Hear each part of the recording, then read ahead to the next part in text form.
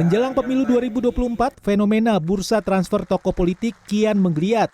Yang terbaru, mantan Gubernur Nusa Tenggara Barat, Tuan Guru Bajang Muhammad Zainul Masdi, resmi bergabung dengan Partai Perindo pada Sabtu.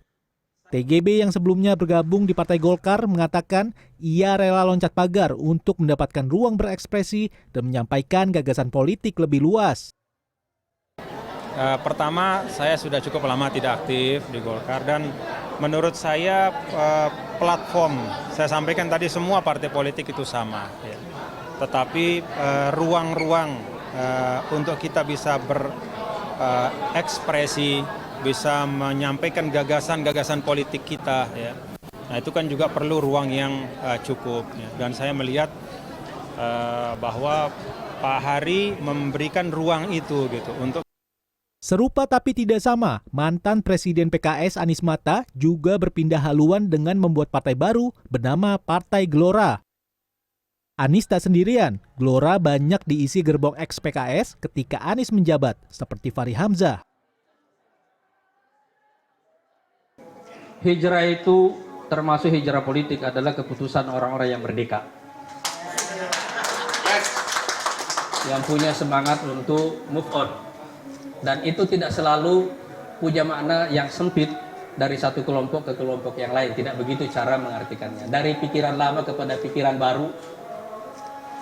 Dari tradisi lama kepada tradisi baru.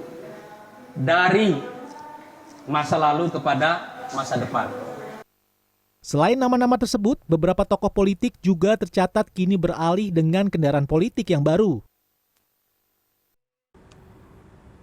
Bursa transfer tokoh politik seakan menjadi tren politik di Indonesia, di mana partai politik menjaring sebanyak-banyaknya tokoh yang dinilai dapat menggenjot suara partai.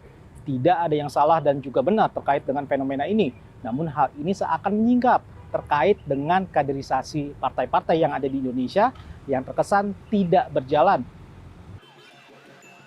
Direktur Lingkar Madani Indonesia Ray Rangkuti mengatakan fenomena ini tak lepas dari partai politik yang terkesan hadir hanya setiap 5 tahun sekali. Hal ini membuat masyarakat tak merasa punya ikatan dengan partai politik. Artinya realnya pemilih partai politik itu kemungkinan besar nggak lebih dari 20% dari total pemilih di Indonesia. 80%-nya adalah pemilih bebas, pemilih yang kita sebut sebagai masa mengambang, ya, yang bisa menggunakan hak pilihnya ke mana saja dari partai-partai politik yang mereka inginkan, yang pada umumnya pemilih kita itu akan menjatuhkan pilihannya pada tokohnya, bukan pada partainya.